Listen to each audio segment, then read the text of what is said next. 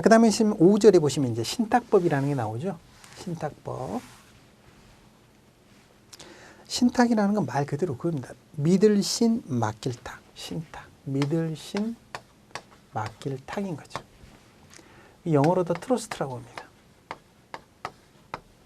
그럼 맡기는데 뭘 맡기느냐? 뭐 금전만 맡기는 게 아니라요. 재산적 가치가 있는 거는 매우 다양하게 맡길 수가 있어요. 그러니까 부동산도 맡길 수 있고요. 뭐 채권도 맡길 수 있고 주식도 맡길 수 있고 여러 가지를 맡길 수 있는데 믿어야 되겠죠? 네. 믿을 신, 맡길 탁. 그래서 책에 보시면 첫 번째 줄에 어떤 사람이나 법인을 믿고 무언가를 맡기는 것이다. 개인끼리도 할 수 있어요. 신탁이라는 것은 믿고 맡기고 운용하도록 해주는 거고요. 그래서 보시면 신탁에 관한 기본 법은 이제 기본 신탁법이 있고요.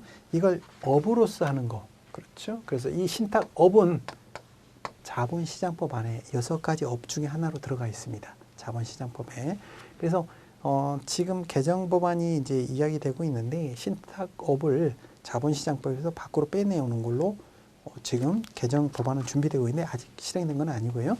그래서 신탁을 좀 더 발전시켜야 되겠다. 왜냐하면 신탁도 계약인데 어떻게 그 계약 관계를 형성하느냐에 따라 정말 다양하게 발전할 수 있거든요. 저도 개인적으로 굉장히 관심이 많은 분야고, 그래서 자본시장법 안에 들어와 있지만 이게 이제 빠져나오게 되면 훨씬 더 다양하게 될 거고요.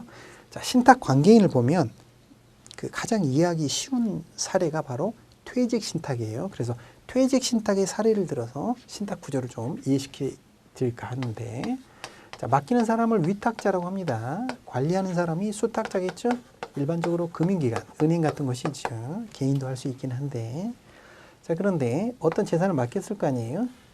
일반적인 예금은 이 둘 간의 관계로 끝나는 거죠. 근데 신탁은 뭐냐? 한 사람이 더 있어요. 수탁자가 있습니다. 수익자가 있습니다. 수익자.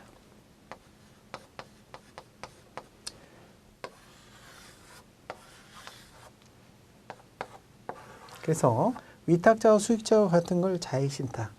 틀릴 경우도 있을 수 있죠. 그걸 타액신탁이라고 하는데, 자, 이걸 퇴직신탁 사례를 들어볼게요. 기존의 퇴직금이라는 건 어떤 문제가 있었느냐? 회사가 어려워지면 준비했던 퇴직금을 일단 회사를 살려야지 하고 써버리는 경우가 생기는 경우죠. 그런데 회사가 그대로 주저앉으면 이제 퇴직금도 날아가는 경우가 생기잖아요. 이런 걸 막기 위해서 어떻게 하느냐? 야, 퇴직금을 금융기관에 쌓아둬. 그게 퇴직신탁이죠. 자, 그래서 어떤 기업이 퇴직금을 쌓아뒀는데요. 그걸 금융기관에 쌓아뒀어요. 자, 회사가 어려졌다고 위탁자, 맡겼던 사람이 그걸 되찾아갈 수 있는 게 아닌 거죠. 이 돈은, 이 퇴직금은 누구를 위해서? 퇴직하시는 수익자를 위해서 존재하는 거죠. 그래서 별도로 관리된다. 이 재산은 위탁자 고유재산과 별도다. 그렇죠? 그래서 독립성. 자, 맡아서 운영하던 금융기관이 좀 어려워졌어요. 이 돈 갖다 쓰면 돼요? 안 되죠? 이 역시 독립성. 그렇죠. 그래서 위탁자가 신용에 좀 문제가 생기고 어려워졌는데 이 재산을 경매할 수 없고요. 그렇죠. 완전히 별산이니까 독립적으로 별도로 존재하는 재산으로 인정이 되는 거니까 이 독립성 굉장히 중요한 신탁의 특징이 되는 겁니다. 그래서 혹시 길을 가시다가 아파트 단지에 신탁 방식으로 재건축을 합니다라는 플랜카드 혹시 보신 적 있는지 모르겠어요. 아파트를 가지고 있는 분들이 신탁 재산에 그걸 집어넣어서 하게 되면 혹시 그 아파트 주인이 어떤 신용상의 문제가 생기더라도 그 신탁 재산에 경매 같은 게 못 들어오는 거죠. 그러니까 재건축이 신속하게 더 진행될 수 있겠죠. 그런 것 때문에 신탁 제도를 차용해서 이렇게 쓰는구나. 펀드도 마찬가지예요. 펀드도 그 펀드 재산을 어떻게 하느냐? 신탁에 맡겨놓도록 하고 있어요. 그렇죠? 왜냐하면 그렇게 해야 안전하게 보관이 되니까. 그렇죠? 그래서 신탁 그 펀드에 그죠? 신탁 방식도 쓰고 있는 것이다. 펀드도 그렇게 이해하시면 되겠습니다. 자, 그래서 신탁 관계를 보시면 맡기는 사람이 위탁자, 그 맡김을 받는 사람, 운용하는 자가 금융기관이겠죠. 4-2 수탁자. 그렇죠. 금전의 운용 방법 오른쪽에 보시면 분별 관리라는 표현이 나오죠. 예, 다 분별해서 관리해야 돼요. 수탁자도 맡긴 사람 재산을 그 맡긴 사람별로 따로따로 관리하는 게 원칙이죠. 그리고 다번에 보시면 유한책임이라고 있죠. 실적배당이라고 같은 이야기예요. 실적배당. 즉 맡겨서 운용하는데요. 그 운용한 그 현상대로, 그렇죠? 수익이 잘 나면 잘 나는 대로 수익자에게. 심지어는 마이너스가 날 수도 있어요. 운용하다 보면 마이너스가 나면 마이너스 난 대로 수익자에게 포함이 되는 것이다. 충실함은 너무나 당연하죠. 수익자의 이익을 위해서 충실하게 관리해야 되겠죠. 자, 그 다음에 수익자가 있다고 말씀드렸고요. 그래서 4-5 다음 페이지 보시면 수익증권이라는 게 나와요. 수익증권이란 말은 이제 신탁제도, 그 펀드를 생각하시면 쉬워요. 펀드라는 건 뭐냐? 그렇죠? 그 운용사가 그 맡기는 거죠. 그 신탁재산을 운용사가 직접 갖고 있지 않고 신탁재산으로 맡기는 거죠. 그럼 대부분 은행에서도 이제 하나은행과 그렇죠? 국민은행 신탁계정이 제일 많은데 거기다가 이제 신탁계정이 맡겨놓는 거죠. 대신 맡겨놓고 뭘 발행하느냐? 수익증권을 발행하는 거죠. 그래서 우리가 펀드를 가입하게 되면 뭐 100좌, 1000좌 이렇게 좌가 나오는 게 그 수익증권의 좌수를 말하는 거죠. 자, 그 다음에 보시면 5, 신탁의 설정이 나오죠. 신탁을 설정할 수 있는 재산 6-1 보시면 다양한 재산들이 있고요. 부동산도 되고 증권도 되고 여러 가지가 됩니다. 주로 이제 금전이 제일 많죠. 자, 6-3 보시면 신탁재산의 분별관리, 그렇죠. 신탁재산은 수탁자별로 맡긴 의도가 틀리니까 분별해서 관리해야 된다. 6-4 독립성 나오죠. 제일 중요한 특징 중에 하나죠. 그래서 부동산을 만약에 신탁을 맡기잖아요. 그러면 등기부등본을 떼보면 명의가 수탁자 명의로 바뀌어 있습니다. 뭐 형식이긴 하지만 그렇게까지 된다는 거죠. 그렇죠. 그래서 그래서 A 은행이 맡겨놨잖아요. 신탁을. 그럼 A 은행이 소유한 것처럼 등기에 나오고 밑에 써 있죠. 신탁 계약서를 참고하세요라고 돼 있죠. 자, 독립성. 그래서 독립성을 좀 더 구체적으로 보시면요. 그 다음 페이지 위에서 세 번째 줄 보시면 신탁재산은 명의인의 수탁자의 상속재산에 귀속되지 않고, 그렇죠. 자, 그래서 수탁자가 만약에 이게 개인일 수도 있거든요. 개인이 사망하게 되면 이게 신탁 그 사람의 재산이 상속이 돼야 될 텐데 이 신탁 재산은 되면 안 되겠죠. 그렇죠. 수익자의 목적을 위해서 존재하는 거니까.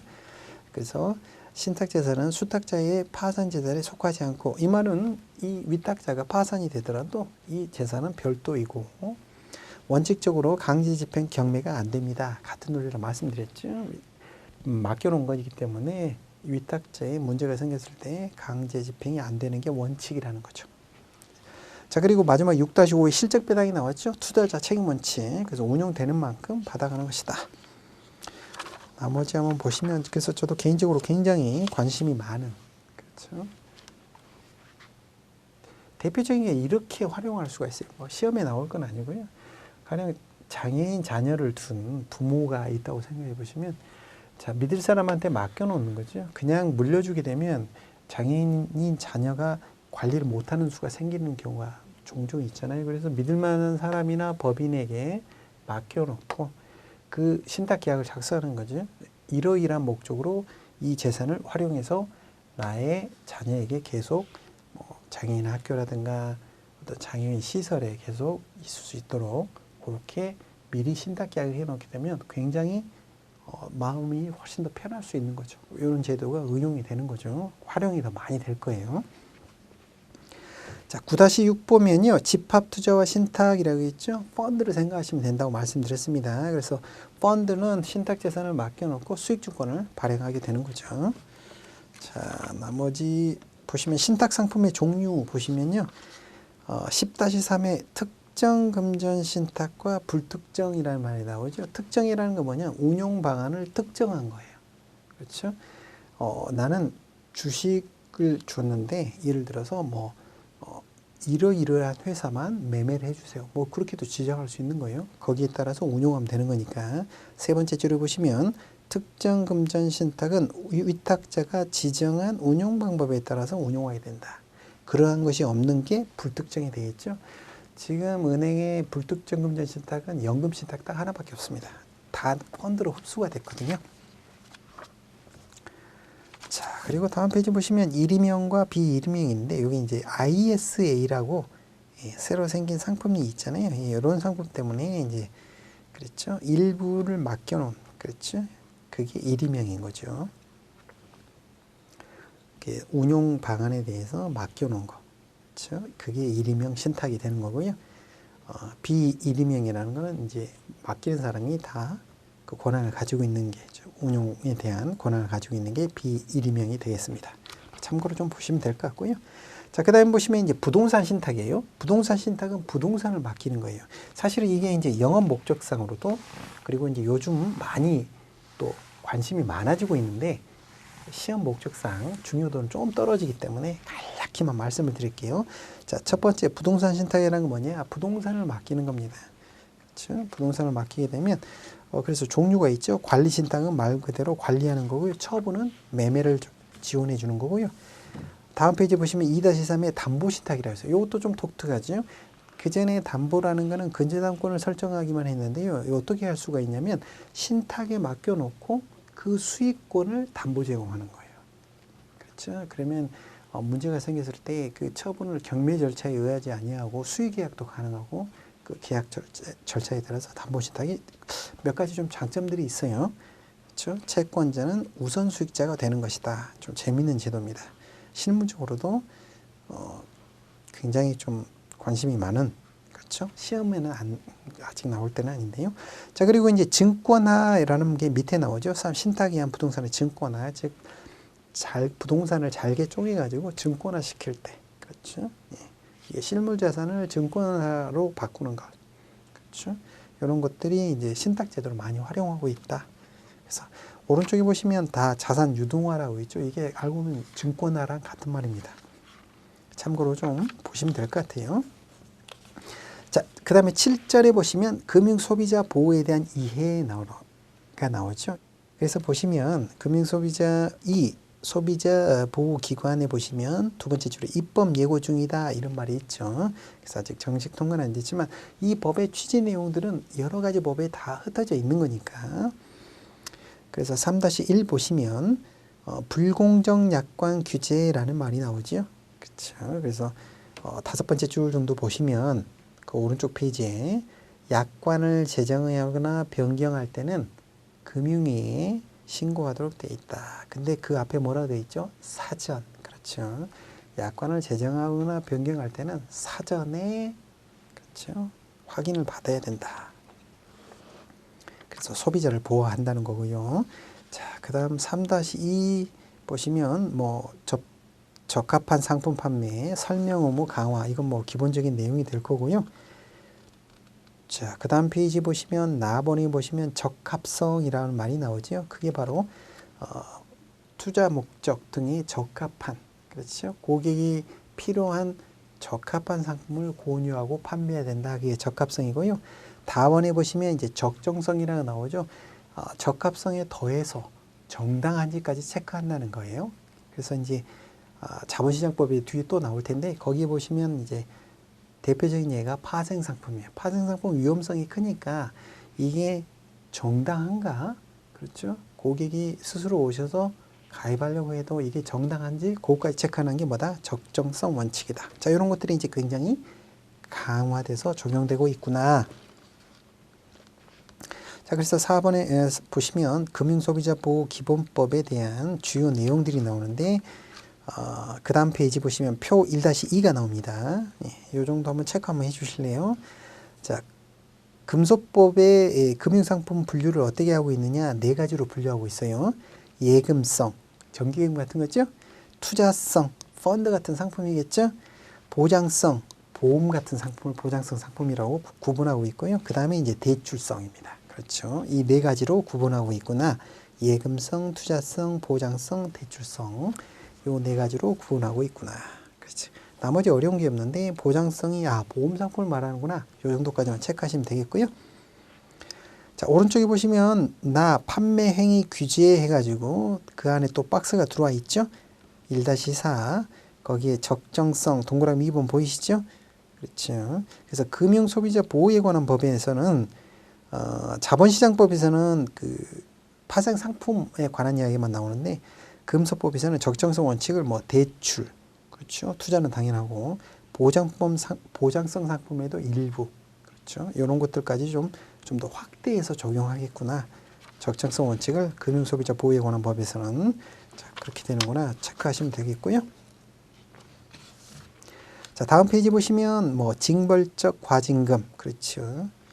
그래서 문제가 그래서 이제 그 잘못해서 팔았거나 그렇죠. 금융상품에 대해서 부당 권유를 했거나 이럴 때 그 징벌적으로 과징금을 도입할 수 있구나. 그 다음에 라번에 보시면 금융회사의 사용자 책임이라고 하죠. 사용자 책임이라는 게 뭡니까?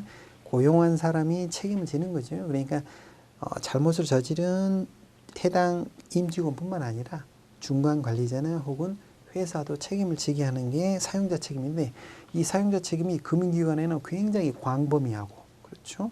예, 좀 강화돼서 적용하도록 이렇게 되어 있는 거죠. 자, 그리고 뭐 마에 보시면 대출 계약 철회권 이런 것들이 이제 속속 도입이 되고 있죠. 오른쪽에 보시면 바에 보시면 분쟁제도 조정제도 개선이라고 나와 있죠. 시험에 나올 건 아닌데 이런 게 있어요. 그 가령 보험금을 청구를 하잖아요. 그럼 보험회사 입장에서는 이게 좀 문제가 있어 보인다 싶으면 보험금을 주지 않고 어떻게 하느냐.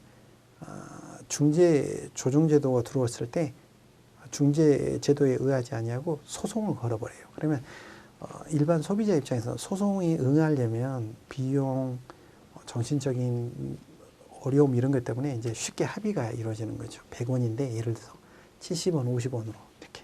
자, 그런 소송의 남발을 막고자 하는 것들이 바로 이제 분쟁 조정기관, 이건 무료잖아요. 그래서 분쟁 조정에 들어가 있을 때는 2천 이하의 소액은 소송을 제기하지 마. 그렇죠? 뭐 이런 것들, 사실 이런 것들이 굉장히 소비자 보호하는데 중요한 것들이거든요. 근데 뭐 시험에 나올 건 아니고요. 이런 게 있구나. 그 정도까지만 좀 체크를 해주시고요.